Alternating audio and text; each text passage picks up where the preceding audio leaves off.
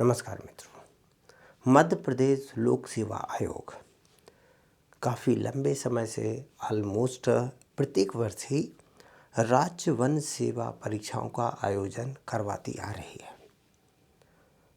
ये 2025 शायद अनफॉर्चुनेट या हमारी बदकिस्मती है हम सभी की कि इस साल फॉरेस्ट सेवाओं के लिए कोई नोटिफिकेशन नहीं आया।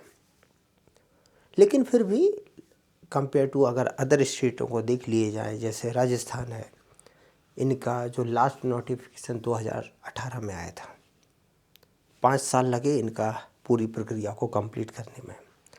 उससे पहले इनका जो नोटिफिकेशन 2014 में आया था और उससे पुराने का तो पता ही नहीं है। छत्तीसगढ़ का देख लिया जाए तो इनका नोटिफिकेशन लास्ट 2020 में आया था। अपना जो 2020 का नोटिफिकेशन था उससे थोड़ा पहले। यूपी ज़रूर थोड़ा रेगुलर बोल सकते हैं, बिहार में 2019-20 का आया था।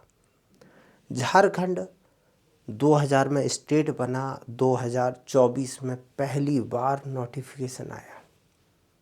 महाराष्ट्र भी थोड़ा रेगुलर है, लेकिन कंपेयर टू अदर सभी को देख लिया जाए तो एमपीपीएससी की जो एग्जामिनेशन है उसमें ट्रांसपेरेंसी अदर के कंपेयर में बेटर है और एक रेगुलरिटी ठीक ठाक मेंटेन है इसमें।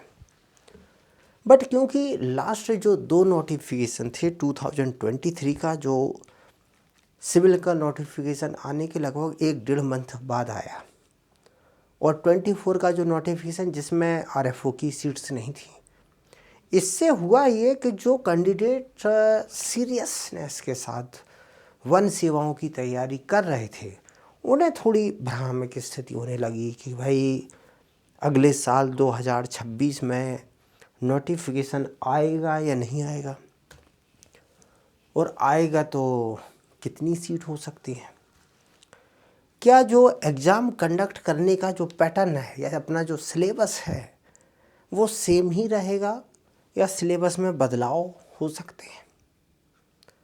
इसके अलावा और भी बहुत सारी चीज़ें हैं, खासकर इंटरव्यू से रिलेटेड। तो इन सब के लिए हम लोग एक सीरीज लेके चल रहे हैं अरण्य संवाद के नाम से।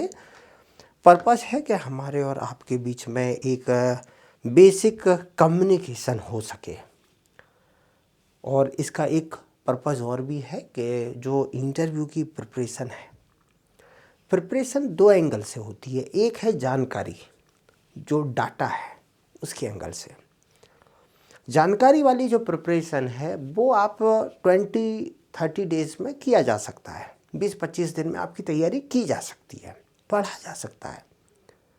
बट जो आपका जो एटीट्यूड, स्वभाव, आपकी जो चीज़ें इम्पल्स आती है, कोई कुछ पूछता है, इम्पल्स आई आपसे, आप उसको कैसे एक्सप्रेस करते हो, कैसे बिहेव करते हो, रिस्पॉन्ड करते हो, ये जो एटीट्यूड वाली जो चीज़ें हैं, यहाँ एटीट्यूड का मतलब मैं जनरल सेंस में नहीं बोल रहा हूँ। आप लोगों ने सिविल सेवाओं में जो मेंस के पेपर हैं, जो शायद आपका GS 4 होगा, एथिक्स, उसमें एक टॉपिक है एटीट्यूड। आपका इम्पल्स के प्रति, या कोई भी किसी ने कुछ बोल दिया यानी कि इम्पल्स आई, उसको आप कैसे रिएक्ट करते हो, कैसे बिहेव करते हो, रिस्पॉन्ड कैसे करते हो, वो जो आपकी जो एक्ट है, एटीट्यूड वाली जो चीज़ें हैं, उनको कैसे इम्प्रूव किया जाए जिससे आप इंटरव्यू पैनल के सामने एक प्रॉपर तरीके से, सिविलाइज्ड तरीके से रिस्पॉन्ड कर पाएँ। वो 15-20 दिन का काम नहीं है, उसमें आपको 7-8 मंथ एटलीस्ट लगते हैं बेसिक इम्प्रूवमेंट में। अदरवाइज थोड़ा लॉन्ग टर्म और टाइम लगेगा उसमें। तो एक पर्पज़ है कि छोटी मोटी कहानियों के थ्रू, वेरियस स्टोरीज़ के थ्रू आपको कुछ चीज़ें समझाई जाए, उसे आप अपने वीकली 1-1, 2-2 पॉइंट पे डिस्कस करें, आप उन्हें अपने आत्मसात करें और उन्हें अपनी डेली लाइफ में यूज़ करने की कोशिश करें, जिससे आप जब वहाँ पैनल के सामने बैठें तो आपका जो बिहेवियर है वो एटलीस्ट एक स्टैंडर्ड का हो, अननेसेसरी वो उस टाइप का ना हो, क्योंकि उसके रिजल्ट आप इंटरव्यू के रिजल्ट देख लीजिए, मार्क्स देख लीजिए। अगर आपके मार्क्स 20, 22, 23, 24, 25 तक आ रहा है। इसका सेंस ये भी है कि आपकी जो एक्सप्रेशन है इंटरव्यू पैनल के सामने वो एक लेवल से ज़्यादा नहीं है। इन्फॉर्मेशन एक पार्ट है, लेकिन आपको उस इन्फॉर्मेशन को प्रेजेंट करना वो भी एक उसका बहुत बड़ा हिस्सा है। वो प्रॉपर वहाँ डील नहीं किया गया। उन मुद्दों को हम लोग यहाँ डील करेंगे। अगर लास्ट 5 जो एग्ज़ाम्स हुए हैं 2020, 21, 22, 23 ये और 24 का, इसमें ओवरऑल कैंडिडेट को देखा जाए तो, क्योंकि मोस्ट ऑफ के मॉक्स हमारे एंड पे हुए हैं, तो 20% कैंडिडेट को साइडलाइन कर दो। उन्हें अगर हटा दिया जाए तो ऑलमोस्ट 70-80% कैंडिडेट वो हैं जिनके बिहेवियर उतने प्रॉपर नहीं है। आप फॉरेस्ट सर्विस में क्यों आना चाहते हैं? उनके पास उसके आंसर नहीं है प्रॉपर। जो आंसर दे रहे हैं घुमा फिरा के बनाने की, उसमें और 2 मिनट बाद उनसे जो क्वेश्चन पूछा जा रहा है उसमें लिंकेज नहीं है। उससे ऐसा लगता है कि आप इंटरव्यू पैनल को एक टाइप से भटकाने की कोशिश कर रहे हो, उनसे झूठ बोल रहे हो। अब आप बच्चे नहीं हैं कि बच्चा कोई बालक है कुछ भी बोलता रहे, कोई दिक्कत नहीं। आप एक जिम्मेदार पोस्ट के लिए आप रिक्रूट होने जा रहे हैं। उस पोस्ट की कुछ रिस्पॉन्सिबिलिटीज़ हैं। मेरा काम है कि आपको वो रिस्पॉन्सिबिलिटीज़ का आभास कराना कि जिम्मेदारियां कैसी हैं, और जिम्मेदारियों में अगर कुछ ऊंच नीच हो जाए तो क्या परिणाम हो सकते हैं, जिससे आप वहाँ अपने आप को बेटर तरीके से इम्प्रूव कर पाएँ। उन मुद्दों को देखते हैं। तो स्टार्ट करते हैं अपने पहले मुद्दे से कि भाई साहब 2026 में जो नोटिफिकेशन है वो आएगा या नहीं आएगा, और कितनी सीट आ सकती हैं, और सिलेबस में कोई बदलाव हो सकता है या नहीं हो सकता है। तो देखो, ओवरऑल अगर देखा जाए, मैं दोनों क्वेश्चन का एक कंबाइंड आंसर दे देता हूँ। 2011 में फॉरेस्ट सर्विस का एग्ज़ाम हुआ। उस टाइम पर जो पेपर हुआ वो ऑप्शनल बेस्ड था। फॉरेस्ट एक ऑप्शनल था, एग्रीकल्चर है, बॉटनी, इस टाइप के अलग अलग ऑप्शनल थे, और पेपर ऑब्जेक्टिव हुआ। फॉरेस्ट सर्विस की जो एग्ज़ाम है वो सिविल से अलग थे, और डायरेक्ट आप मेंस देते थे, यानी कि सीधे 3 पेपर देते थे। जीएस का पेपर एक आपने फॉरेस्ट्री दे दिया, एक कोई और ऑप्शनल दे दिया। इसके हिसाब से आपके टोटल जो भी मार्क्स हुए, आपकी वहाँ पर लिस्ट बन गई, इंटरव्यू के मार्क्स जुड़े और फाइनल लिस्ट बन के सिलेक्शन करवा दिया गया। एग्ज़ाम ऑब्जेक्टिव था, ऑफलाइन करवाया गया। लेकिन इसके साथ दिक्कत ये हुई कि यहाँ पर ऑप्शनल होने की वजह से कुछ पेपर टफ आए, कुछ सिंपल आए। एमपीपीएससी पर आरोप लगाया गया कि इनने पेपर टफ और सिंपल कर दिए हैं। इससे क्या हुआ कि कुछ कैंडिडेट को ज़्यादा बेनिफिट पड़ गया, खासकर जैसे बॉटनी है, एग्रीकल्चर है, फॉरेस्ट्री है। मैथ या जूलॉजी वाले कैंडिडेट हैं, इनको लॉस हुआ क्योंकि इनके पेपर टफ बने थे। चलो ठीक है, आरोप लगे, लेकिन सिस्टम तब भी ठीक ठाक था। फिर उन्होंने नेक्स्ट रिक्रूटमेंट की 2014 में। ये 14-15 में आप लिख सकते हैं, क्योंकि इसके कुछ पेपर दिसंबर 2014 में हुए और कुछ पेपर जनवरी और फरवरी में हुए। शायद फॉरेस्ट्री का पेपर इन्होंने 5 फरवरी को लिया था। इस एग्ज़ाम को इन्होंने क्या किया, ऑनलाइन एक एजेंसी हायर की और ऑनलाइन कंडक्ट करवाए गए। ऑब्जेक्टिव अभी भी ऑब्जेक्टिव टाइप का था, डायरेक्ट मेंस हुआ। लेकिन इस बार इन्होंने पुराने आरोप ना लगे तो इन्होंने क्वेश्चन पैटर्न के साथ क्या किया कि स्केलिंग रख दी, कि जो पेपर सिंपल आया उसके मार्क कुछ घटा देंगे, जो टफ आया उसके बढ़ा देंगे। तो ऐसा स्केलिंग बेस्ड सिस्टम यहाँ कॉन्सेप्ट लेके आए। अब स्केलिंग से क्या हुआ कि लोगों को यहाँ आरोप लगाने लगे कि भाई पीएससी में थोड़ा करप्शन या भ्रष्टाचार जैसा कुछ हुआ है। ऐसा क्यों? क्योंकि जिसके 700 मार्क हैं वो घर पे बैठा हुआ है, 610 मार्क है, 700 मार्क वो जो कैटेगरी में है, SC ST में, 700 मार्क एससी वाला घर में बैठा हुआ और 615 ओबीसी वाला सिलेक्टेड लिस्ट में। ऐसा क्यों? क्योंकि स्केलिंग की वजह से ऐसा हुआ। तो यहाँ फिर करप्शन वाले मुद्दे लगने लगे। एमपीपीएससी ने क्या किया, यार ये ऑब्जेक्टिव वाला बवाल ख़त्म कर देते हैं। एक काम करते हैं, जब 2017 का इन्होंने पहली बार एग्ज़ाम लिया तो इन्होंने नया एक्सपेरिमेंट किया कि हम आईएफएस पैटर्न पर ले लेंगे। तो इन्होंने पहला तो काम किया कि प्रीलिम जोड़ दी। प्रीलिम क्यों जोड़ी गई? जिससे कि एक जो सिविल सर्विस का जो प्रिपरेशन वाले स्टूडेंट थे उन्हें कुछ को फॉरेस्ट सर्विस की तरफ अट्रैक्ट किया जा सके। प्रीलिम जोड़ दी और मेंस इस बार क्या किया, इन्होंने रिटन ले लिया। अब आप क्वेश्चन पेपर आएगा आईएफएस की तरह और क्वेश्चन को लिखोगे। स्केलिंग का कॉन्सेप्ट यहाँ थोड़ा कम हो गया, हालांकि बैकग्राउंड में तो स्केलिंग होगी ही, लेकिन उस पर ज़्यादा कुछ बोला नहीं गया, ज़्यादा नहीं बोला गया। थोड़ा बहुत मुद्दा तो था उसका, ये हुआ। लेकिन यहाँ पर फिर और मुद्दा हुआ, किस बात का? ट्रांसपेरेंसी का। तो 18 से एमपीपीएससी ने एक नया पैटर्न पकड़ लिया। क्या है कि देखो, एक्सपेरिमेंट इनके कंटिन्यू चल रहे हैं। 18 से उन्होंने क्या कर दिया कि पहले आप प्री क्लियर करोगे सिविल के साथ, और प्री के बाद पेपर 1 पेपर 2 दोनों के जॉइंट मार्क से आपकी मेंस की कट ऑफ बनेगी, इसकी फॉरेस्ट की प्रीलिम की कट ऑफ बनेगी और आप उसे क्लियर करोगे। और जब आप, मैं शायद बोलने में गड़बड़ हो गई, पेपर 1 और पेपर 2 जो प्रीलिम के रहेंगे, सिविल के लिए सेकंड पेपर जस्ट क्वालिफाइंग है और फर्स्ट पेपर के हिसाब से ही उनकी कट ऑफ बनती है।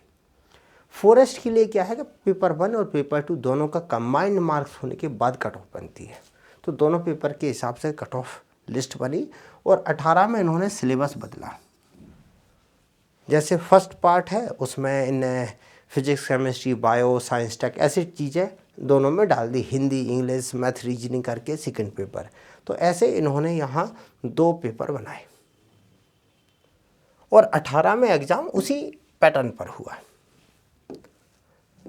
ये पैटर्न पे क्या है, फ़ायदे क्या हुए इसके, कि ये सबको अब कोई ऑप्शनल खेलना ही बंद कर दिया है। इससे फ़ायदा ये हुआ कि सिस्टम में थोड़ी सी ट्रांसपेरेंसी आ गई। अब मेरे कितने मार्क्स हैं मुझे पता है, इसके कितने मार्क्स हैं इसे पता है, इसके कितने मार्क्स हैं इसे पता है। तो पहला जो बेसिक ऑब्जेक्टिव था ट्रांसपेरेंसी का, वो यहाँ काफ़ी हद तक इस्टेब्लिश्ड हो गया। लेकिन बस एक थोड़ी दिक्कत रह गई। दिक्कत क्या है? जो मैथ बैकग्राउंड से हैं उनके लिए ये सेक्टर कैसा होगा, थोड़ा डोमिनेंट नेचर का होगा, खासकर इंजीनियरिंग बैकग्राउंड के लिए। ऐसा इसलिए क्योंकि पेपर 1 में जहाँ साइंस वाला पोर्शन था वो डोमिनेंट था, एक्सेप्ट बायोलॉजी। ज़्यादातर चीज़ें इन्होंने नीट या नीट बायोलॉजी के लिए हो गया। उस टाइम पे AIEEE जैसे 17 से पहले होता था, IIT है, उसकी प्रिपरेशन की है। तो फिजिक्स केमिस्ट्री मैथ अच्छे से प्रिपेयर है, रीजनिंग ये कर ही लेते हैं, हिंदी इंग्लिश सबके लिए कॉमन है और इंग्लिश इनकी ठीक रहेगी कंपेयर टू हिंदी माध्यम। तो इस पेपर में क्या होता था, ये डोमिनेंट होने लगे 18 और 19 के में। तो बेसिक ऑब्जेक्टिव तो सॉल्व हुए, बट इंजीनियरिंग बैकग्राउंड का डोमिनेंट होने का एक फैक्टर हो गया। तो इन्होंने क्या किया, 20 में थोड़े और चेंज किए। 20 में किया क्या, सिलेबस तो लगभग यही है, बस इसमें कुछ सब्जेक्ट और ऐड कर दिए, जैसे फॉरेस्ट्री, 4 यूनिट फॉरेस्ट्री की इसमें ऐड कर दी। और 20 से लेकर 24 तक यही पैटर्न कंटिन्यू है। अगर हम लोग इस पूरे पैटर्न को देखें तो जो करंट पैटर्न है उसके साथ पॉजिटिव चीज़ क्या है? पॉजिटिव है ट्रांसपेरेंसी। कोई एमपीपीएससी पे करप्शन का आरोप नहीं लगा सकता, क्योंकि हर कैंडिडेट को उसके मार्क्स पता है। एक पॉसिबल इंटरव्यू के मार्क्स आप जोड़ के आप एक अनुमान लगा सकते हैं कि आपका मेंस ये जो इंटरव्यू फाइनल जो है वो क्लियर होगा या नहीं। तो फर्स्ट इस सिस्टम से बेस्ट ये हुआ कि ट्रांसपेरेंसी इस्टेब्लिश्ड हो गई। सेकंड मुद्दा, जो इंजीनियरिंग बैकग्राउंड जो डोमिनेंट हो गया था बीच में 18-19 में, वो भी काफ़ी हद तक अब टैकल हो गया इसमें। ऐसा क्यों हुआ? क्योंकि इस पेपर में नए पैटर्न में दोनों पेपरों को अलग अलग की जगह इकट्ठा कर दिया और 50 क्वेश्चन है MPGK के, वो सबके लिए कॉमन है, कोई सब्जेक्ट डोमिनेंट नहीं है। इधर 4 फॉरेस्ट्री की हो गई, वो सबके लिए नई हो गई। फॉरेस्ट्री वाले स्टूडेंट होंगे कितने, 5-10, उन्हें छोड़ भी दो तो बकाये सबके लिए नया ही हो गया। और उसका एक बेनिफिट ये भी है कि यहाँ तुम सीरियसनेस के साथ पढ़ोगे, ट्रेनिंग में उसका रिवीजन हो जाएगा, तो कम से कम तुम ऐसे काम के करोगे कि फॉरेस्ट डिपार्टमेंट में कुछ काम कर पाओगे।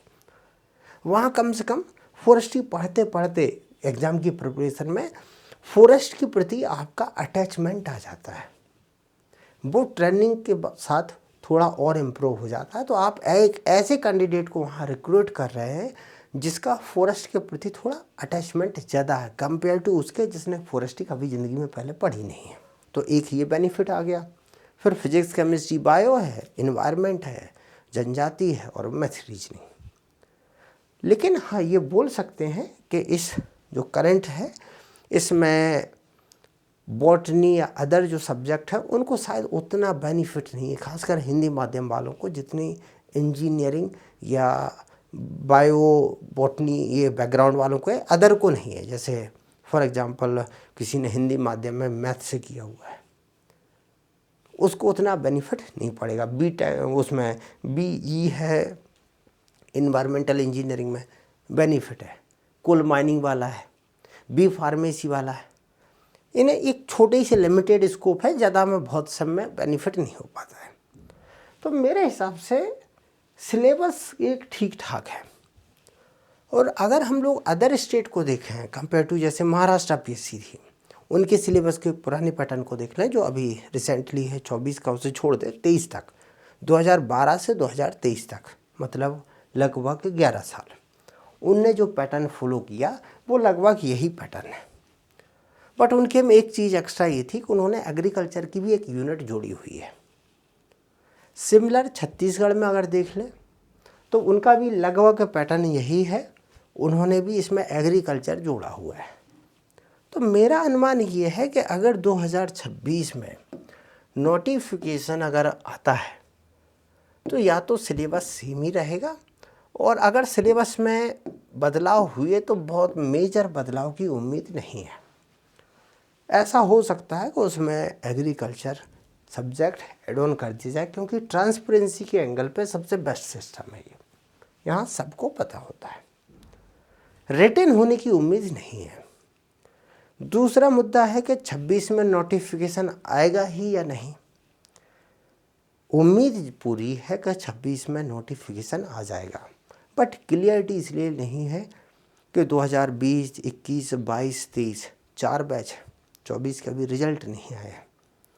ये 4 बैचों में बहुत सारे अभी ट्रेनिंग पे नहीं जा पाए, शायद 20-21 के बैच हैं, उनमें से 20 के साथ ट्रेनिंग से वापस आ गए होंगे या आने वाले हैं, 21 के अभी ट्रेनिंग पे ही होंगे।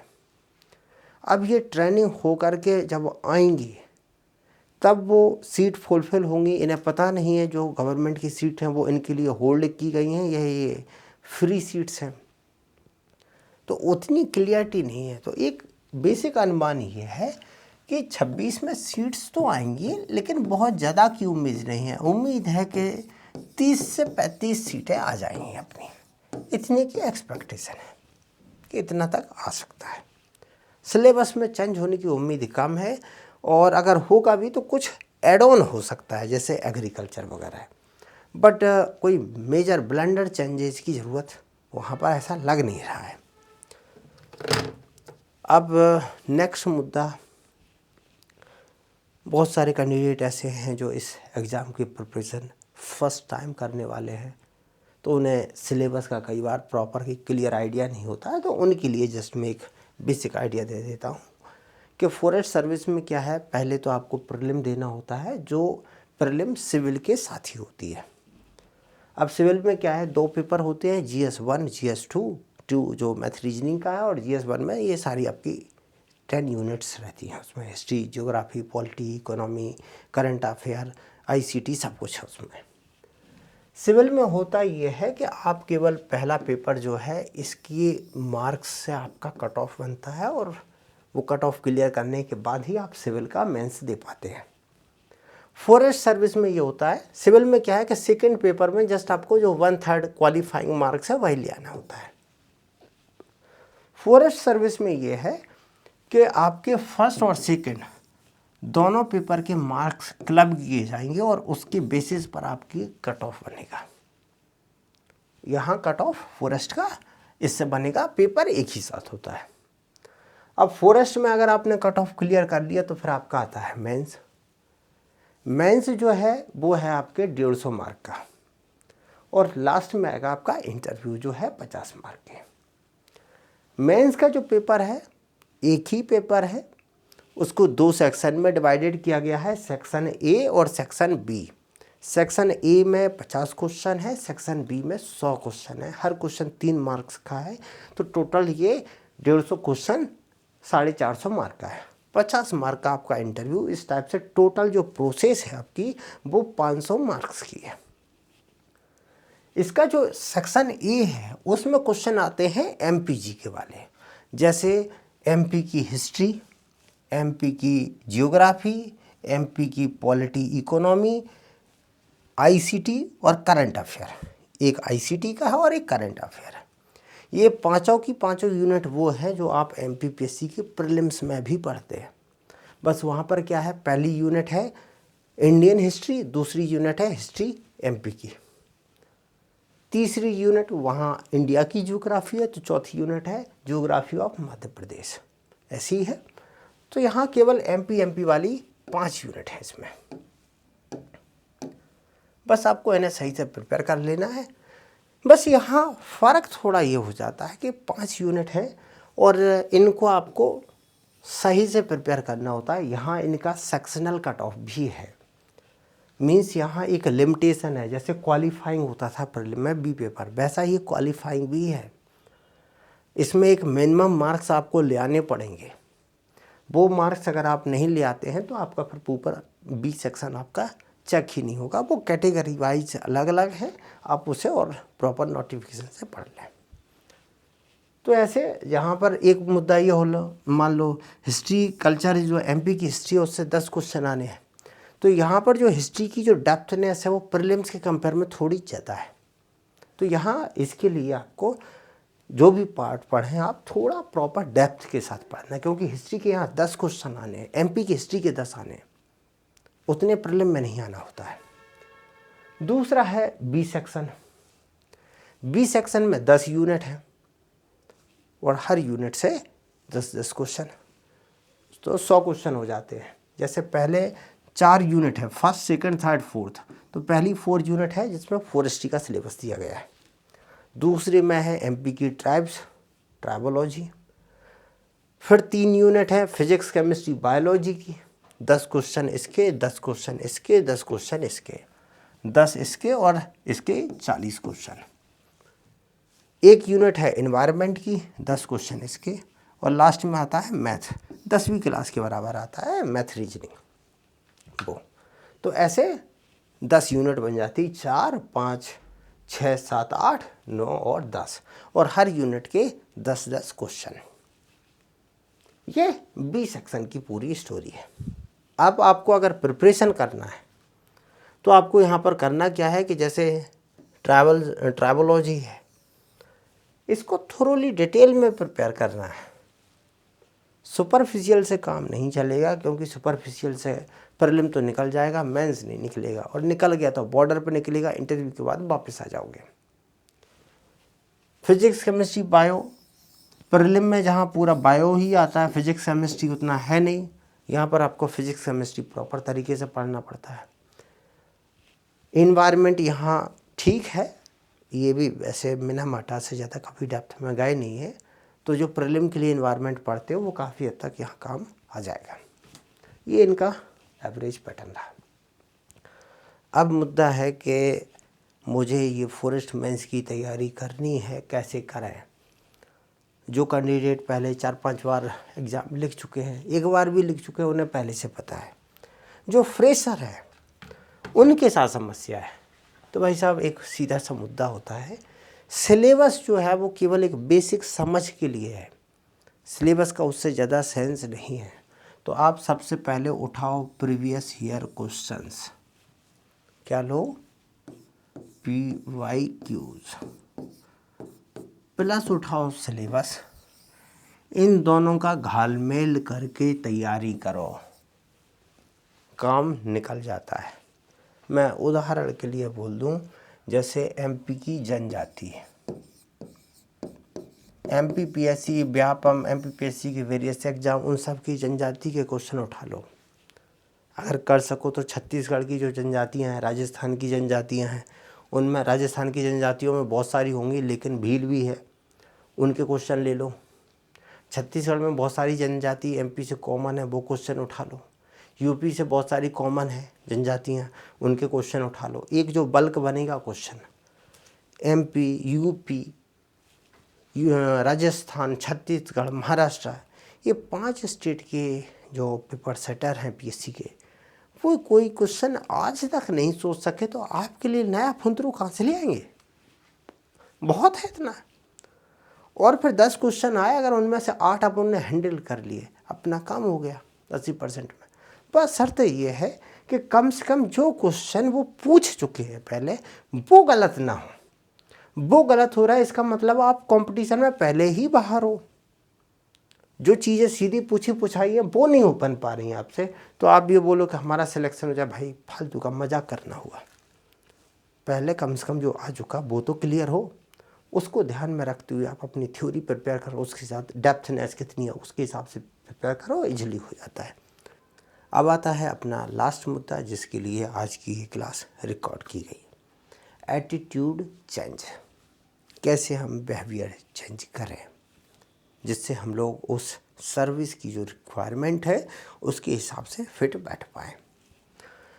इन सब चीज़ों से पहले ज़रूरी है हमें जिस पोजीशन पे हम लोग जाने वाले हैं उसकी ग्रेविटी, उसकी मुद्दे समझ में आए कि आपके छोटे छोटे से डिसीजन भी जिसे आपने ना समझी में ले लिया, वो डिसीजन भी आपके जो अधीनस्थ हैं, फॉरेस्ट एरिया में है तो बहुत सारे विलेजर्स हैं, ट्राइबल्स हैं, ग्रामीण हैं, वो हैं, वन्य जीव हैं, चाहे वन्य जीव बड़े हों जैसे चीता, टाइगर, या छोटे छोटे जैसे आंट्स हैं, चिड़िया हैं, जो लोकल इकोसिस्टम है, वाटर साइड है, उस पर बड़े प्रभाव छोड़ सकती है। आपके छोटी सी नासमझ वहाँ मेजर चेंजेज कर सकती हैं, नेगेटिव, बड़े नेगेटिव प्रभाव छोड़ सकते हैं। तो आपको जो आपकी जो एक्शंस हैं वो ऐसा नहीं है कि बस उठा कर दे दिया, कोई बात नहीं कर लेंगे। आपको अपने चीज़ों पे समझ होनी चाहिए। तो बीइंग अ एडमिनिस्ट्रेटर, फर्स्ट एक रूल है कि आप बहुत कुछ कर सकते हैं, ठीक है, लेकिन आप सब कुछ नहीं कर सकते, कुछ भी नहीं कह सकते। यहाँ पर मैं 2 रूल समझाऊंगा आपको कि हम कुछ भी नहीं कर सकते और कुछ भी नहीं कह सकते। पहले तो आप अपनी पोजीशन की ग्रेविटी समझिए। सबसे पहले आपके डिसीजन से इम्पैक्ट होता है फॉरेस्ट वेजिटेशन पे। एक फॉरेस्ट वेजिटेशन है, वहाँ सपोज इस साल गर्मी पड़ गई, ये आपका डिसीजन है बीइंग ACF कि आप वहाँ पर इरिगेशन की कुछ छोटी मोटी फैसिलिटी प्रोवाइड करवा दें। जैसे आपने एक ड्रिल करवा दी, वहाँ से ग्राउंड वाटर टैप किया और उससे वहाँ आसपास पेड़ों को कुछ सिंचाई की, कुछ टेम्परेचर मेंटेन करने की व्यवस्था कर दी, जिससे वहाँ का लोकल इकोसिस्टम इस साल के हीट स्ट्रोक से बच जाए। तो आपका डिसीजन कि वो फॉरेस्ट वेजिटेशन को बचाना है या नहीं, उसके लिए आपका डिसीजन वैल्यूएबल है। आप क्या डिसीजन लेते हैं? जैसे इस साल गर्मी के लिए पहले ही बोल दिया गया है कि इस बार गर्मी भयंकर पड़ने वाली है कंपेयर टू पिछले जो 50-60 साल में है। तो सेकंड इम्पैक्ट पड़ेगा आपका वाइल्ड लाइफ पे कि उस रीजन की वाइल्ड लाइफ सर्वाइव कर पाएगी या नहीं। ये आपके डिसीजन पे बहुत कुछ निर्भर है। फॉर एग्जाम्पल के लिए अपनी सतपुड़ा के रीजन ले लेते हैं। वहाँ पर जैसे 2012 के टाइम पे एक केस था।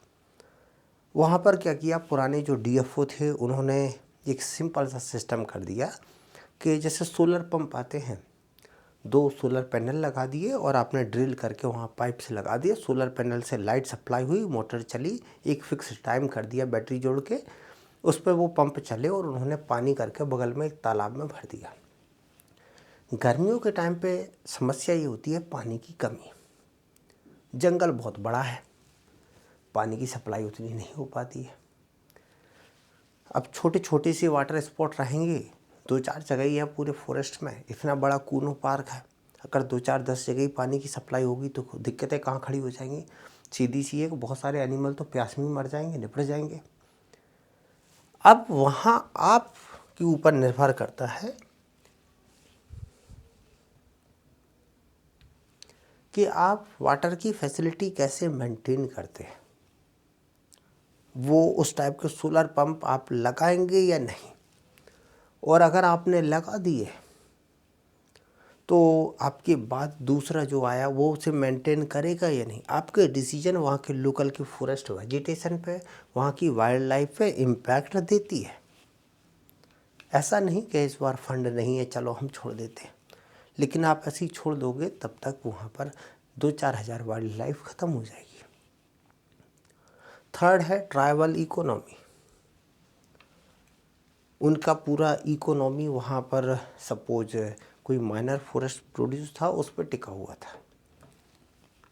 आप उस एरिया में गए, हो सकता है कोई ट्राइबल था, एक आदमी था, उसने आपसे कुछ ऊंच नीच बोल दी, आपके ईगो को हर्ट हो गया। आपने अपने पूरे अधीनस्थों को इकट्ठा किया और बोल दिया इस बार इस जंगल से एक तेंदुपत्ता नहीं तोड़ा जाएगा, अगर कोई मिल जाए हम टांग तोड़ देंगे उसकी। ठीक है, आपकी जो पर्सनल जो ईगो पे आपने लिया उसका रिजल्ट क्या होगा। ट्राइबल इकोनॉमी पे इम्पैक्ट पड़ेगा, लोग फॉरेस्ट डिपार्टमेंट के कॉन्फ्लिक्ट में आ जाएंगे। फिर क्या होगा, अवैध कटाई रात में, डिपार्टमेंट को कहीं जंगल में आग लग गई, ग्रामीण लोग सपोर्ट नहीं कर रहे।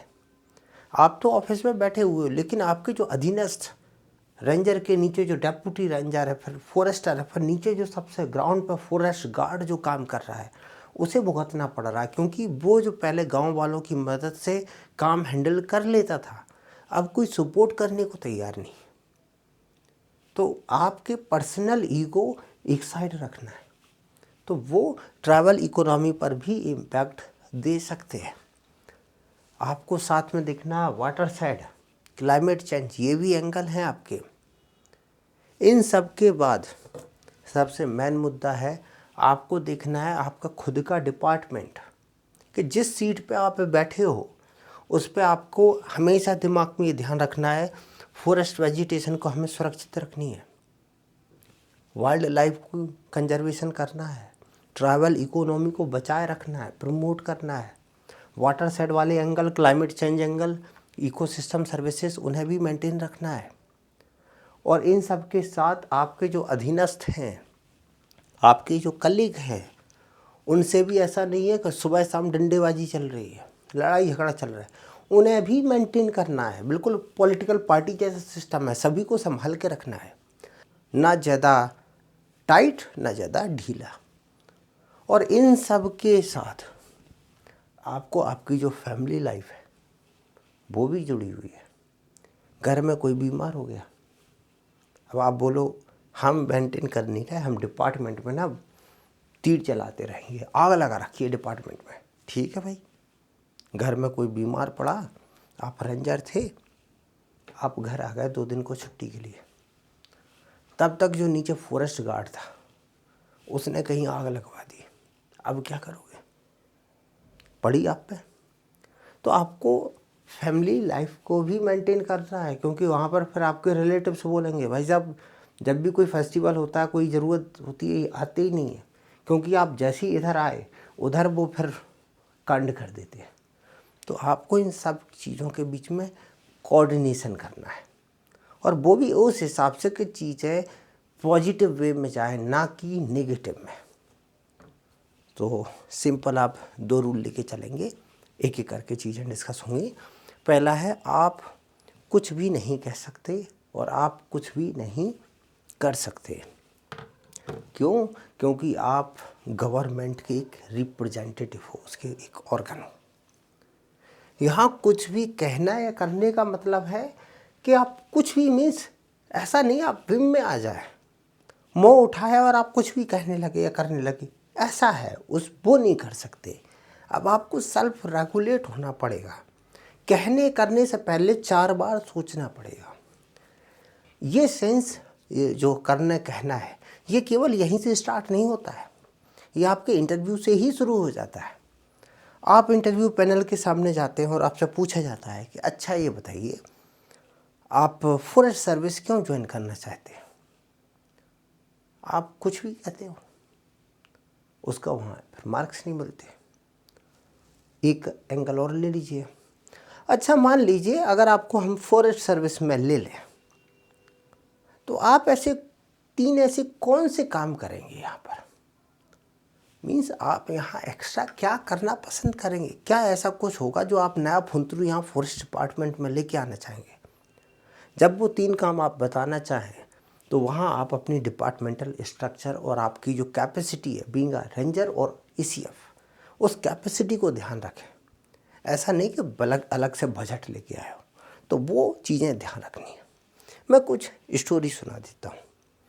जैसे एक स्टोरी है, कुछ भी नहीं कर सकते मैं। एक IAS थे, DM थे यूपी में, जगह स्थान वो अपने मतलब का नहीं है। ये स्टोरी है 2017 की। होता क्या है, एक किसान आता है, DM साहब के पास आता है और DM साहब को दिखाता है कि माई बाप 7-8 दिन बाद मेरी लड़की की शादी है। ये शादी का चिट्ठी है, पीली चिट्ठी है। जो यूपी गवर्नमेंट है, वो जो गरीब कन्याएं हैं उनकी शादी के लिए, जैसे यहाँ अनुसूचित जाति में 2.5 लाख तक की एक अनुदान सहायता राशि है, तो उनको 1 लाख के आसपास, 1-1.25 लाख के आसपास वो अनुदान राशि मिलनी थी। बोले माई बाप, मैंने 2.5 महीने से SDM कार्यालय में एप्लीकेशन किया हुआ है, हर बार जाता हूँ, फाइल आगे बढ़ा दी गई, फाइल आगे बढ़ा दी गई, सब कुछ होता जा रहा है, आज तक वो फाइल आगे बढ़ी नहीं। गरीब हूँ और व्यवस्था है नहीं, शादी को 6-7 दिन बचे हैं और ये पगड़ी रखी है, अब मैं क्या करूँ? DM इमोशनल हो गया। ये साले निकम्मे स्टेट कैडर काम ही नहीं करता। उसने सीधा कॉल लगाया, किसको? SDM कार्यालय में नीचे।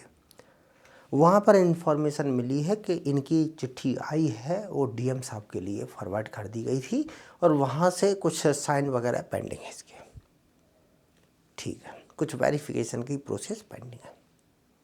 ठीक है, DM साहब ने क्या किया, सीधे वहाँ पर अपने आए, क्योंकि जो DM थे उनको गरीबों की भलाई करनी है, उसका कीड़े ने काट रखा था। जोश में आ गए। वो जो एक रेड टैपेज हमारे ब्रेन में होती है ना, कि ये जो ऊपर सीट पर बैठे हैं ये साले निकम्मे होते हैं, काम ही नहीं करते आम आदमी के। वो जो मेंटलिटी है, क्योंकि हम लोग उसी सोसाइटी से निकल के उसी का हिस्सा बन रहे हैं, उसी को अब गवर्न करने की कोशिश कर रहे हैं, तो वो ब्रेन तो जो सुना है, सीखा है, वो तो हमारे पास भी है। इन्होंने फटाक से क्या किया, वो 1.25 लाख के आसपास की जो अमाउंट था वो चेक बनाया उससे, और सामाजिक कल्याण जो विभाग था उसके अमाउंट से पैसे का ऑर्डर दे दिया गया। उसने 1-1.5 घंटे बाद वो चेक लगाया और काम ख़त्म। अब चीज़ें चलती रहीं। 2-2.5 मंथ बाद सामाजिक कल्याण विभाग ने किसी को चेक दिया, वो चेक बाउंस हो गया। उसके बाद सामाजिक कल्याण विभाग ने क्या किया कि अपना पूरा जो अकाउंट है उसकी डिटेलिंग की, कि भाई कहाँ पर क्या ट्रांजैक्शन ये हुआ। उसमें पता पड़ा कि भाई बॉन्स कैसे हुआ, इसके वजह से ये सारी चीज़ें चली कि भाई पैसा गया कहाँ, नौकरी पे पड़ जाएगी। वहाँ पर मुझे पता पड़ा कि भाई साहब ये 1,20,000 तो डीएम साहब की साइन से निकले। तो वो डीएम साहब के माई बाप ये पैसे निकल पाए आपने, और ये किस स्कीम में गए, ये तो एलिजिबल ही नहीं था आदमी इस स्कीम के लिए, क्योंकि उसका वेरिफिकेशन प्रॉपर नहीं हो पाया था। अब डीएम का दिमाग ठनका, भाई ये है क्या, तो फिर उन्होंने मीटिंग बुलाई। तब पता पड़ा कि भाई साहब जिस आदमी को तो हमने 1,20,000 निकाले हैं उसकी तो शादी ही नहीं हुई, चिट्ठी फर्जी, वो आदमी फर्जी। ऊपर से उसने एसडीएम कार्यालय में जो बाबू वगैरह हैं थोड़ा बहुत पैसा दे दूँ करके ये उल्टा और करवा रखा था कि प्रोसेस करो लेकिन स्लो करो। उसने बैकग्राउंड 2-3 महीने पहले से ही बना रखा था। रिजल्ट क्या हुआ, डीएम साहब फंस गए, न्यूज़ पब्लिक डोमेन में आ गई, डीएम साहब पे एक्शन हो गई। तो आप करो, आप ईसीएफ और आरएफओ जिस पोजीशन पे है आपको काम ही करने के लिए बिठाला गया है, लेकिन आपका जो अपनी फिलोसॉफी है, जो सोच विचार है, उसे आप साइडलाइन करेंगे। भावनात्मक वाली जो है, भावनाओं में नहीं बहना है कि आप भावनाओं में बह गए और जा कर के दनादन कर डाला। भावनाएं साइडलाइन करिए और आपको आपके कलीग, आपका लोअर स्टाफ, जो सबऑर्डिनेट स्टाफ है, उसके साथ कोऑर्डिनेट करके जो डॉक्यूमेंटेशन है, प्रॉपर डॉक्यूमेंटेशन के साथ ही काम करना है। ऐसा नहीं कि बस आया और दे देना था, नीचे वालों को करो। तो चीज़ों पे थोड़ा ध्यान रखें, एक एंगल ये। दूसरा इसी टाइप की एक स्टोरी ले लेते हैं, नागपुर का एक केस है। यहाँ पर क्या हुआ कि तड़ोवा एक टाइगर रिजर्व है, वहाँ पर एक टाइगर था जिसने कुछ लोगों पे हंटिंग कर दी, कुछ लोगों का शिकार कर दिया। पब्लिक ने एकदम आक्रोश आ गया कि ये टाइगर है, लोगों को मार रहा है, ये फॉरेस्ट डिपार्टमेंट वाले एक्शन नहीं ले रहे। कुछ पॉलिटिकल पार्टीज़ हैं जिनने प्रेशर बना दिया। प्रेशर इतना ज़्यादा हो गया कि जो पीसीसी ऑफ वाइल्ड लाइफ है उसने उसका शूट एंड साइट वाला कि भाई देखते ही गोली मारने का आदेश दे दिया भाई, चलने लगा। इनने एक शेर को मार डाला, बोला यही था, यही हंटिंग कर रहा था और उसे मार डाला। अब ये केस हो गया, ऐसा लगता है कि मैटर सब कुछ सही है और ईमानदारी से ऐसा होना चाहिए। ऐसे ही लगता है कि भाई एक शेर है, बिल्कुल खुला छोड़ रखा है और वो लोगों पे देखते ही हमले कर देता है, तो उसे निपटाओ और ख़त्म करो, लोगों को थोड़ी मारने के लिए छोड़ देंगे। और बड़े लेवल तक राइज हो चुका है। कुछ लोगों को लगा कि भाई साहब ये कर क्या रहे हैं। उन्होंने सीधा जाकर के नागपुर, जो बॉम्बे हाई कोर्ट है उसकी बेंच है नागपुर में, जैसे अपने यहाँ जबलपुर हाई कोर्ट की एक बेंच ग्वालियर में है, अपनी दूसरी इंदौर में, वैसे उसकी नागपुर बेंच में जाकर के कोर्ट केस फाइल कर दिया कि माई बाप ये फॉरेस्ट डिपार्टमेंट पगला गया है क्या। ये टाइगर जो इनके सबसे बड़ा माई बाप है, नेशनल टाइगर कंजर्वेशन अथॉरिटी, उसने सीधे सीधे बोल रखा है कि अगर कोई टाइगर आदमखोर हो जाए तो प्रैक्टिस ये करनी है, सबसे पहली फर्स्ट चॉइस ये रहेगी कि हम उसे पकड़ें और किसी टाइगर रिजर्व के कोर एरिया में छोड़ के आए, ना कि शूट एंड साइट का ऑर्डर देना। सेकंड दिक्कत ये है कि कौन सा टाइगर ये हंटिंग कर रहा है, इस चीज़ की डिपार्टमेंट ने कोई जानकारी ही नहीं की। उसमें टडोवा में 40 से ज़्यादा टाइगर है। ये तो ऐसा हुआ कि जैसे अभी मुंबई में जो फिल्म एक्टर थे उनकी बिल्डिंग में एक चोर आया, वो चाकूबाजी वाली घटना हुई थी। पुलिस प्रेशर में आई तो उसकी जगह एक दूसरे आदमी को उठा करके उनने अंदर कर दिया, न्यूज़ में आ गया उसका। तो ये क्या है कि एक टाइगर हंटिंग कर रहा है, वो कौन गया भाड़ में गया, किसी दूसरे को पकड़ के मार करके टांग के दिखा दो कि हमने तो वही मार दिया, काम खत्म है हमारा। वहाँ कोर्ट ने फिर एक्शन ले लिया। फिर उन्होंने वही किया कि भाई साहब ऐसा थोड़ी है, फर्स्ट तो आपने ऐसे कौन से तथ्य हैं जिनसे इस्टेब्लिश्ड किया कि ये टाइगर वही है जो ये हंटिंग वगैरह ये आदमी पे अटैक कर रहा था, ह्यूमन बीइंग पे। वो किन तथ्यों के आधार पर आपने इस्टेब्लिश किया, वो पूरे तथ्य कोर्ट को दिए जाएं। दूसरा, आपने उसे पकड़ने का जो एनटीसी की गाइडलाइंस है उसे फॉलो क्यों नहीं किया। कुल मिला के समझाने का मतलब ये है कि आप कुछ भी कर देते हो एकदम विम में आकर के मन मर्जी से, तो आपके ऊपर बहुत सारी एजेंसी बैठी हुई है। जिस पोजीशन पे पहुंचने के लिए आपको दिन रात मेहनत करनी पड़ती है, उस पोजीशन पे वो कभी भी आपको बाहर कर देती है। आपको जेल की हवा खिलाई जा सकती है। तो अपनी जॉब बचानी है तो वहाँ पर आपको बहुत कुछ सोच समझने की ज़रूरत पड़ती है। यही पूरी स्टोरी है इसकी। एक तीसरी और स्टोरी ले लेते हैं। यह है green cover on decline, Haryana का केस है। हरियाणा गवर्नमेंट ने क्या किया कुछ साल पहले, ये न्यूज़ है 2023 की, 2 साल पहले, कि दिल्ली में कुछ ट्री का एक एक्ट है। दिल्ली में भी रैपिड तेज़ी से पेड़ कट रहे थे और ट्री कवर गिर रही थी। उसे रोकने के लिए 94 में एक स्टेट का ट्री एक्ट आया था। क्यों ना हम उसी की कॉपी करके हरियाणा में लगभग वैसा ही एक एक्ट लेके आए। हरियाणा गवर्नमेंट अपने यहाँ बचाने के लिए ऐसी कोशिश कर रही थी, तो उस वजह से ये दिल्ली का जो ट्री एक्ट है वो आया, दिल्ली ट्री प्रिजर्वेशन एक्ट 1994। ये न्यूज़ में फिर खूब चला। अब ये एक्ट है क्या? एक्ट ये कहता है दिल्ली का कि अगर आप दिल्ली में हैं, उस टेरिटरी में हैं और आप कोई एक पेड़ काटना चाहते हैं, तो एक पेड़ की कटाई पर आपको 34,500 रुपये जमा करने पड़ेंगे। अगर आपने मान लीजिए 2 पेड़ काटे तो इसका डबल, 3 पेड़ काटने हैं तो इसका ट्रिपल अमाउंट सबसे पहले आपको फॉरेस्ट डिपार्टमेंट में जमा करवाना पड़ेगा। और साथ में वहाँ एक शपथ पत्र देना होगा कि आप अगर एक पेड़ काट रहे हैं तो कहीं दूसरी जगह आप एक पौधा लगाएंगे। 5 साल बाद फॉरेस्ट डिपार्टमेंट क्या करेगा, जैसे एक पेड़ की बात करें तो 15,000 पर पेड़।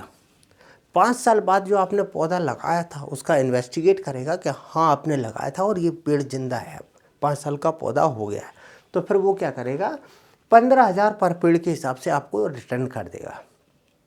मतलब आपने 34,000, मैं शॉर्ट में से 35 ले लूँ कि 35,000 पर पेड़ आपने भरे और 15,000 पर पेड़ मिला, तो मतलब आपने लगभग 19,500 नेट गेन। ये पेड़ काटने की कीमत कितनी है, दूसरी जगह पेड़ लगाओ, 5 साल के लिए बचा के रखो और उसका पेमेंट कितना करा, लगभग 19,500 इतनी का कटाई दो। इससे क्या होगा कि लोग पेड़ आसानी से नहीं काटेंगे। अगर कोई गवर्नमेंट बॉडी है तो उन्हें एक पेड़ की कटाने की जो अमाउंट है एजेंसी को, वो 57,000 डिपॉजिट करना पड़ेगा, तभी वो एक पेड़ काट पाएंगे, परमिशन है। और अगर आप बिना परमिशन के पेड़ काट देते हो तो आपको 7 साल की जेल है। यही वजह है कि बहुत सारे IAS IPS कोई भी हो, इनके घर में पेड़ है, उससे परेशान हो रहा है, लेकिन ये पेड़ नहीं काटते हैं, क्योंकि या तो जेल जाना पड़ेगा या पैसे भरने पड़ेंगे, और बंगला सरकारी है, 6 महीने बाद कहीं और जाएंगे, हम क्यों भरते रहे भाई, रहने दो वैसे वैसा। ये रहा। और मामला केवल यहीं तक नहीं है, यहाँ समस्या, असली समस्या तो और भी है। ये पेड़ काटने की तो है, लेकिन पेड़ है क्या, ट्री है क्या? ट्री की डेफिनेशन जो हम लोग पढ़ते हैं फॉरेस्ट्री, वो एक स्टैंडर्डाइज्ड डेफिनेशन है, लेकिन जब भी कोई एक्ट आता है तो वो उसे अपनी तरफ से बेस्ड ऑन यूज उसको अलग तरीके से डिफाइन करने की कोशिश करता है। जैसे दिल्ली का जो ट्री एक्ट है वो बोलता है कि ट्री हम किसे मानेंगे, उनका कहना है कोई भी वुडी प्लांट, ऐसा प्लांट जिसमें वुड हो,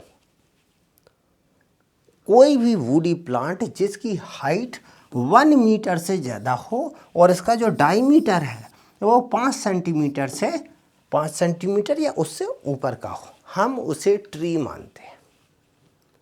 अब यहाँ समस्या क्या है भाई साहब, किसी ने मान लो अपने घर में बांस लगा रखा है, पपीता लगा रखा है, पपाया, ये पपाया पपीता हो गया, ये बांस हो गया और ये पाम खजूर का पेड़, ऐसा कुछ लगा दिया तो वो तो भाई काट ही नहीं सकता। लगा तो सकता है लेकिन काट नहीं सकता है। जब काट नहीं सकता तो फिर उसे कल दिक्कत अगर हो तो जेल थोड़ी जाना, तो वो करेगा क्या कि वो लगाएगा ही नहीं, पेड़ ही नहीं लगाएगा। भाई साहब काय को इतना बवाल पाला है। ये भी उसके डेफिनेशन में आ जाते हैं। और ये डेफिनेशन में क्यों आ जाते हैं? क्योंकि एक्चुअल में तो इनमें वुड का फॉर्मेशन होता ही नहीं है, लेकिन जो टिश्यू है उसमें कुछ लिग्निफिकेशन हो जाता है, तो इसे बोलते हैं इनमें स्यूडो वुड। इसकी वजह से हम लोग ये भी इन्हें वुड की कैटेगरी में डाल देते हैं। यहाँ पर ये जो दिल्ली का सेंट्रल CPW, जो सेंट्रल वर्क एंड पब्लिक ये डिपार्टमेंट जो है, उनने इनसे कंफर्म किया था कि भाई साहब इन्हें काट सकते हैं या नहीं। क्लैरिफिकेशन मांगा, फिर कोर्ट में गया, वो क्लैरिफिकेशन वगैरह इनकी चलती रही। तो कुल मिला के ये है कि आप कोई भी एक्शन लेते हैं, उस एक्शन या डिसीजन लेने के लिए पहले आपके पास कोई नियम कानून होना चाहिए जिसके बेसिस पे आप अपने डिसीजन लेंगे।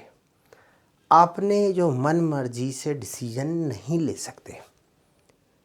ऐसा इसलिए भी हो सकता है क्योंकि ऐसा क्यों किया जाता है, क्योंकि मेरी डिसीजन लेने की क्षमता सीमित है। मैं कोई एक एक्ट का एक एग्जांपल दे देता हूँ आपको कि जैसे मान लीजिए MP में अभी फॉरेस्ट के प्राइवेटाइजेशन का एक एक्ट, वो पॉलिसी वाला डिसीजन बना। जो स्टेट कैबिनेट है, मान लीजिए उसमें कम से कम 15 मिनिस्टर तो होंगे, मैं 10 ही मिनिस्टर ले लेता हूँ। एक मिनिस्टर है फॉरेस्ट का, उसके पीछे एटलीस्ट कम से कम 50 IFS की टीम होगी और ये सब के सब इस फील्ड में काफ़ी लंबे टाइम से काम कर रहे हैं। 30 साल की सर्विसेज हो चुकी है, उन्हें लंबा अनुभव है। कोई इसमें वाइल्ड लाइफ का होगा, कुछ वर्किंग प्लान के होंगे, कुछ टेरिटोरियल के होंगे, कुछ सोशल के होंगे। दूसरी मिनिस्ट्री है या डिपार्टमेंट है, स्टेट में डिपार्टमेंट होता है। मान लीजिए ये ग्रामीण विकास है, इसमें 50 IAS बैठे। पुलिस डिपार्टमेंट से है, कोई होम से, उसके 50 बैठे। अगर 10 कैबिनेट मिनिस्टर भी मान लूँ, 50-50 कर लूँ, तो 50 नहीं 500। कोई भी एक्ट बनता है उसके पीछे 500 लोगों का ब्रेन लगा हुआ है। अगर decision by large political decision नहीं है, क्योंकि कई बार जो सरकार में बैठे हैं उन्हें पॉलिटिकल डिसीजन लेने पड़ते हैं क्योंकि वो सत्ता में आए हैं कुछ कमिटमेंट करके। अगर वो डिसीजन पॉलिटिकल डिसीजन नहीं है तो यहाँ पर लगभग 500 वरिष्ठ लोगों के ब्रेन काम कर रहे हैं, वो भी ज़िंदगी में अलग अलग फील्ड का काफ़ी अच्छे स्तर के एक्सपीरियंस के बाद। तो वो जो डिसीजन होते हैं वो काफ़ी सोच समझ के वाइज डिसीजन होते हैं। तो फिर मेरी पर्टिकुलर नॉलेज है, मैं पेड़ों के ऊपर कुछ डिसीजन तो ले सकता हूँ, लेकिन मुझे उसका सोशल फॉरेस्ट्री पे, वाइल्ड लाइफ पे, फार्मर इकोनॉमी पे या इंटरनेशनल ट्रेड पे, नेशनल ट्रेड पे, स्टेट की इकोनॉमी पे क्या डिसीजन पड़ेगा, उतनी सारी चीज़ें जानकारी नहीं होती है, नहीं सोच पाता हूँ। यहाँ वो लोग सोचते हैं। तो जो भी पॉलिसी डिसीजन होते हैं या एक्ट वगैरह बनते हैं वो काफ़ी सोच समझ के बाद बनाए जाते हैं। इसलिए कोशिश ये की जाती है कि आप जब भी डिसीजन लें, जो गवर्नमेंट पॉलिसीज़ हैं, जो एक्ट्स हैं, उनके दायरे में रह करके ही अपने डिसीजन लें, उनको बाहर ना जाए। हो सकता है उस एक्ट या पॉलिसी से अपने या मेरे पर्सनल विचार जो है वो अलग हो सकते हैं, लेकिन जब मैं उस सीट पर बैठा हूँ तो वही करूँगा जो मुझे उस हिसाब से गाइडलाइंस रहेंगी, उसी के अकॉर्डिंग रह कर के ही काम करना है। तो कुल मिला के ये है कि कुछ भी नहीं कर सकते, हमें एक एडमिनिस्ट्रेटिव दायरे में रह करके ही काम करना है। दूसरा है केस, आप कुछ भी नहीं कह सकते। आप चाहे किसी भी फील्ड में हो, कोशिश करिए कि आप जब भी कुछ कहें उसका बैकग्राउंड कहीं से सब्सटेंशिएट होता हो। अपनी मन मर्जी से कबूतरबाजी करना, उड़ाना, वो गप्पबाजी करना, वो छात्र जीवन में, पर्सनल लाइफ में चल सकता है, बट एडमिनिस्ट्रेशन में नहीं। क्योंकि आप अगर कहीं भी जा रहे हो, रिश्तेदारी में जा रहे हो, तो कोई आपको आपके नाम से नहीं बोल रहा है, आपसे यही बोलेगा, यार ये डीएम है, ये एसडीएम है, ये सामने वाला जो आदमी है ना आपको जो दिख रहा है, ये रेंजर है। वो जो पोजीशन है वो आपकी पहचान है। आप किसी से हंसते खाते गाते जो भी बोल रहे हैं, एक्चुअल में आप गवर्नमेंट का एक रिप्रेजेंटेटिव हो। आप अपने आप को ऐसे सोच लीजिए, एक पुलिस वाला है जो अपनी जॉब अभी कंप्लीट करके, मीन्स ड्यूटी कंप्लीट करके घर को आ रहा था, रास्ते में उसने दारू पी ली और रोड पे डला हुआ है। आप उस पर्सनल आदमी को पर्सनली जानते भी नहीं हैं, लेकिन दारू पी के वो कुछ भी कर रहा है, आप गलिया किसे रहे हो? पुलिस डिपार्टमेंट, साले डिपार्टमेंट में ऐसे ही लोग हैं। वो एक इंडिविजुअल, अब उसकी आइडेंटिटी नहीं है, वो जो ड्रेस पहने है, जिस डिपार्टमेंट का हिस्सा, उसकी आइडेंटिटी है, उसके एक्ट, उसकी डिपार्टमेंट की इज्जत पे उंगली उठा रहा है कि डिपार्टमेंट ऐसा है। वो आदमी कुछ भी कर दे ड्यूटी के बाद भी लोग उस डिपार्टमेंट पर ही उंगली उठाएंगे। तो आप जब उस सिस्टम का पार्ट बन रहे हैं, तो आपकी, चाहे वो आप प्राइवेट लाइफ में हो या पब्लिक लाइफ में, आप कुछ भी करते हैं, आपके एक्शन को आपको ये डिपार्टमेंट से जोड़ के गवर्नमेंट से जोड़ दिया जाता है। तो आप कुछ भी कह देना, वो चीज़ें अब फिट नहीं होती हैं। मैं एक एग्जांपल लेके चलता हूँ। राफेल डील वाला बवाल बहुत हुआ था, इस पे बहुत सारी चीज़ें चली। पूरी सारी जो नैरेटिव है, जो स्टोरी रन हो रही थी, उसके बैकग्राउंड में था द हिंदू, जिसके मेन जो मुखिया हैं वो है एन राम, कम्युनिस्ट आइडियोलॉजी से हैं। जैसे सीताराम येचुरी है, या केरला की जो गवर्नमेंट है कम्युनिस्ट लीड है थी उस टाइम पर, उनसे काफ़ी करीबी संबंध है, साथ में पढ़े हैं ये लोग। द हिंदू ने इससे जुड़ी हुई डीप में जो फाइलें हैं, डॉक्यूमेंट, उन्हें पब्लिक डोमेन में लेके आए, और राफेल डील काफ़ी विवाद में रही। विवाद में आया कि राफेल खरीदने में पहले कोई चीज़, मैं रिलेटिवली बात कर रहा हूँ, कांग्रेस के टाइम पे तो राफेल जो है वो 100 रुपये का आता था, अब ये 150 रुपये का दे रहा है। राफेल में वो चीज़ें है ही नहीं जो चाहिए थी। इसे खरीदने के लिए इतनी फ़्लाइट तक उड़ने वाली क्षमता की ज़रूरत की विमान की चाहिए थी, उन्होंने वो घटा दी, बोला इतने पे ही चाहिए। ऐसे आरोप लगे। जब भी कोई फाइल होती है डिपार्टमेंट में, जब वेरियस ऑफिसर्स के स्केल पर, लेवल पर जाती है, तो सभी ऑफिसर अपनी तरफ से एक एक पेज जोड़ करके उस पर टिप्पणी करते हैं। टिप्पण करना, जो आपने हिंदी में सीखा हो। कहने का मतलब क्या है कि फाइल मेरे पास आई कि भाई ऐसे ऐसे डील करनी है, ये मुद्दा है, ऐसा ऐसा होगा। मुझे उसमें जो अच्छा लगेगा वो मैं एक पेज पर लिख दूंगा, जो गलत लगेगा वो लिख के मैं टिप्पणी कर दूंगा और अपनी उससे अटैच कर दूंगा टिप्पणी। ऐसे फाइल आगे बढ़ती जाएगी, सबकी टिप्पणियाँ आ जाएगी, फाइनल में जो भी सीनियर अथॉरिटी होगी वो डिसीजन लेगी। टिप्पणियों को वो पॉजिटिव वे में भी ले सकती है, नेगेटिव वे भी कर सकती है। वो नीचे की ऑफिसर है, डिसीजन ऊपर लेवल पे लिया जाएगा। वो टिप्पणियों को ध्यान में रख सकते हैं कि हाँ, सभी ने अपने अपने एंगल से जो समझ में आया वो बता दिया, अब हम जो समझ में आएगा हम डिसीजन लेते रहेंगे। तो कुछ ऑफिसर्स की टिप्पणियाँ थी, उनको ले लिया कि जब वो ऑफिसर ने मना कर दिया था, बोला इसमें ये बुराई है, ये बुराई है, ये बुराई है, इसके बाद भी राफेल डील ले ली गई। ये सारे विवाद चलते रहे। वो विवाद में बहुत सारी चीज़ें रहीं, सुप्रीम कोर्ट के जजमेंट आए, ये सारी चीज़ें चलती रहीं। लेकिन सुप्रीम कोर्ट के जजमेंट से पहले, जब ये जो विवाद था वो टॉप में चल रहा था, उस टाइम पर एन राम, जब मुद्दा वहाँ चला कि कुछ फाइलें हैं जो मिनिस्ट्री से गायब कर दी गई। इनसे बोला गया कि इन्होंने कुछ एडमिनिस्ट्रेटिव में आईएएस वगैरह जो भी बॉडी है उनसे मिली भगत की और कुछ फाइलें गायब करवा दी, क्योंकि इन्होंने कुछ फाइलें थीं जिन्हें पब्लिक डोमेन में पब्लिश कर दिया। तो इन पर विवाद आया, केस फटेगा, ये वो फलाना दिखाना, ये सब चीज़ें चलती रही। मेन क्रक्स क्या है, एक मीटिंग में ये आए, पब्लिक में कोई सेमिनार सा हो रहा था, उसमें ये बैठे, इनसे पूछा गया कि क्या आपको ये लगता है कि राफेल डील में करप्शन हुआ है। ये तब की बात है जब सुप्रीम कोर्ट ने भी इस पर कोई निर्णय नहीं दिया था, अभी सुप्रीम कोर्ट में केस था।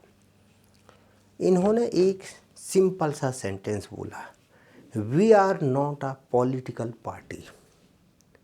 हम कोई पॉलिटिकल पार्टी नहीं है जो अनुमान लगा के, चीज़ों को देख के राय का पहाड़ बना करके हम कुछ भी बोलने लगे। We are not a political party.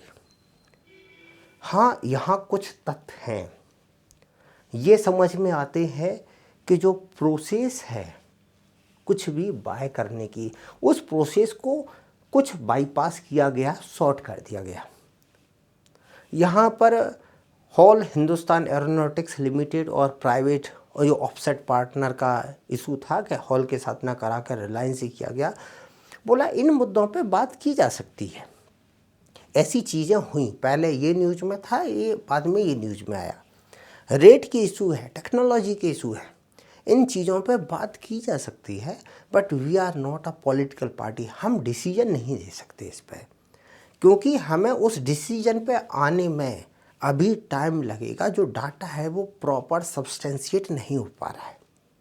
कहने का मतलब ये है कि पॉलिटिकल पार्टी जो है वो ये बोल सकती है कि ये डाटा है और उसके हिसाब से बूमरैंग बना के वो कुछ भी बोल सकती हैं और वो बैकफुट पे सॉरी बोल करके आ सकती है, या मैटर ठंडा होने के बाद वो आगे बढ़ जाती है। लेकिन एडमिनिस्ट्रेटर वो जो भी करेगा प्रॉपर डाटा के साथ ही कर पाएगा, वो एज्यूम करके नहीं चल सकता। तो मैं एक बेसिक एग्जांपल कि we are not a political party. आप कुछ भी नहीं कह सकते जब तक आपके पास प्रॉपर डाटा ना हो। जो पूरी बूमरैंग चल रही है जिसकी बदौलत वो खुद बोल रहा है कि we are not a political party, जब डाटा प्रॉपर आ जाएगा तभी हम बोल पाएंगे करप्शन हुआ है या नहीं। जब तक डाटा प्रॉपर नहीं है हम कुछ नहीं बोल सकते। क्यों? क्योंकि अगर इन पर केस फट जाएगा तो इन्हें जाना पड़ेगा, ये सॉरी बोल के नहीं हो पाते, पॉलिटिकल पार्टी नहीं है। अब इसे आप अपनी डेली लाइफ में ले लीजिए कि भाई साहब आप भी पॉलिटिकल पार्टी नहीं है। आप जो भी बोलेंगे या तो वो कुछ प्रॉपर तथ्यों पे आधारित हो, कोशिश करिए कि वो उस टाइप से बातें हों। इंटरव्यू में भी जब आप चीज़ें की बात करें, बोलें, तो कुछ सब्सटेंशिएट हो, बैकग्राउंड हो उनका। ऐसा नहीं कि बोला इलॉन मस्क है, बोला हम लोग अगले 20 साल में एआई जो है वो मंगल ग्रह पे हम लोग एक 7 मंजिला बिल्डिंग बनी हुई। अब वो अभी जानने का कुछ है नहीं, वो हवाबाजी करो, वैसी चीज़ें नहीं, कुछ सब्सटेंस। तो प्रॉपर वे में जाइए। आगे के मुद्दे अभी इतना काफ़ी है आज के लिए। आगे हम लोग जो प्राइवेटाइजेशन है उस एंगल पर और डिस्कस कर लेंगे, प्राइवेटाइजेशन ऑफ फॉरेस्ट और वाइल्ड लाइफ कंजर्वेशन, बस ये आगे क्लास में कर लेंगे। और ये मॉन्ड महलों वगैरह है, इन्हें थोड़ा और पढ़ लेना। आज के लिए इतना काफ़ी है, फिर आगे मिलते हैं। कुछ अगर मुद्दे रहेंगे तो उन्हें धीरे धीरे डिस्कस करेंगे। तब तक के लिए नमस्कार।